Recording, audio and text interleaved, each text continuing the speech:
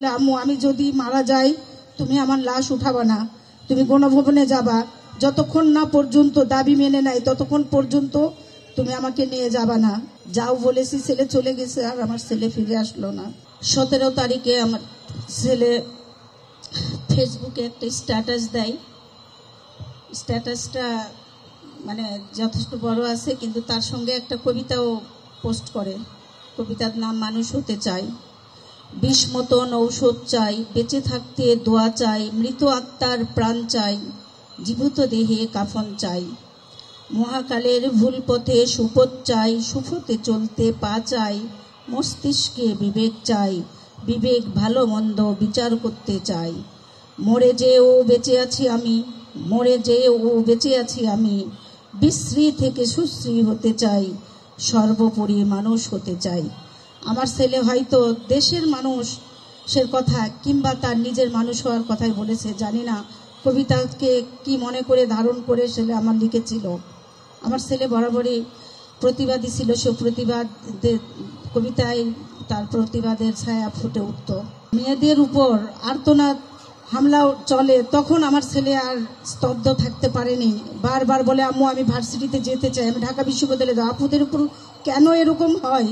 কেন আপুদের উপর এরকম হবে? ভাইয়ারা কি মানুষ না? কেন এটা হয়? আমার ছেলে মূলত কঠোর সংস্কার, রাজাকার, মানে শত কিছু, তাও আমার ছেলেকে ইয়ে করতে পারছিলাম। ও বারবার যেতে চায়, কিন্তু মানে থেমেও থাকছে নিজের থেকেই।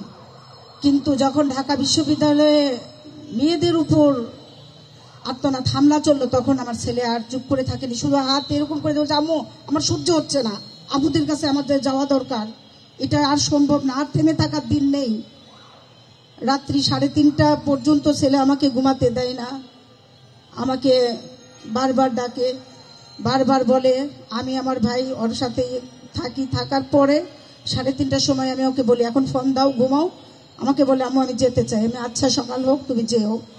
সকালে ঘুম থেকে উঠে গোসল করে ফ্রেশ হয়ে নাস্তা করে পোশাক পরতে যায়, গিয়ে দেখে ওর পোশাক আয়রন করা নাই, কলেজ ড্রেস।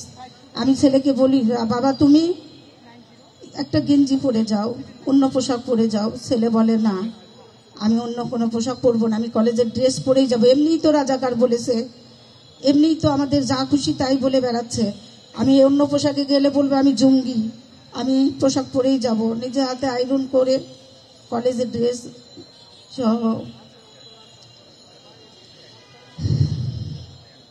গলায় আইডি কার্ড পরে আমার ছেলে আমার কাছ থেকে বিদায় নিয়ে চলে গেল। আমি ছেলেকে বললাম, আব্বু যাও, আল্লাহ ভরসা, আম্মু তুমি দোয়া করো। এই বলে বেরিয়ে যেতে লেগে আবার ফিরে আসে, এসে বলে, আম্মু আমি যদি মারা যাই তুমি আমার লাশ উঠাবা না, তুমি গণভবনে যাবা, যতক্ষণ না পর্যন্ত দাবি মেনে নাই ততক্ষণ পর্যন্ত তুমি আমাকে নিয়ে যাবা না। এই কথা বলে আমার ছেলে বেরিয়ে যায়। আমি আল্লাহ ভরসা, বাবা যাও, কিছু হবে না, এই বলে আমি আমার ছেলেকে বিদায় দিই। যাও বলেছি, ছেলে চলে গেছে আর আমার ছেলে ফিরে আসলো না।